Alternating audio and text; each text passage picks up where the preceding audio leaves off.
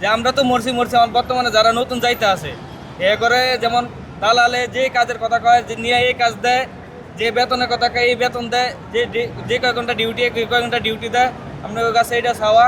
আর বাঙালি বহুত কষ্টে আছে ভাই, বহুত প্রবাসী রোডে শুয়ে থাকে। নতুন করে সৌদি আরব যাওয়াটা কি ঠিক হচ্ছে কিনা? নতুন করে আমার মনে হয় যে নতুন করে সৌদি আরব ঢোকাটা ঠিক না। অন্যান্য কান্ট্রিতে যান, মালয়েশিয়া যান, মালয়েশিয়ার একটা নিয়ম করছে সরকার, ধরা বেতন দিতে আছে আপনার 1700 ইঙ্গিত। মালয়েশিয়া তো বন্ধ, এর জন্য মালয়েশিয়ার ভিসা বন্ধ, এই কারণে আপনার দেন সৌদি অ্যাভেলেবল ভিসা খোলা, কি আরে সৌদি নেয়, সৌদি নিয়ে কাজ দিতে পারে না, সব সাইডা দেয়। সৌদিরা এর ভিতরে জড়িত আছে কিন্তু। হ্যাঁ অবশ্যই আছে, অবশ্যই আছে। তারা ভিসা বিক্রি করছে, ফ্রি ভিসা, এই ভিসা নিয়ে কাজ দিতে পারে না। তো সতর্ক একটাই যে বাংলাদেশ থেকে যারাই যাওয়ার জন্য চিন্তা ভাবনা করছেন সৌদি আরব, বিশেষ করে বন্ধ রাখুন এখন। বর্তমানে বন্ধ রাখেন, এখন যেহেতু যুদ্ধ চলতে আছে, সবকিছু মোটামুটি সব দিক দিয়ে অবস্থা বেশি ভালো না। হয়তো আমরা পুরান লোক ছুটিতে আইছি, অন যাইতেছি, আমরা সবকিছু একটু বুঝে, আমাকে একটু আইডিয়া হয়েছে, এই জন্য যাইতেছি।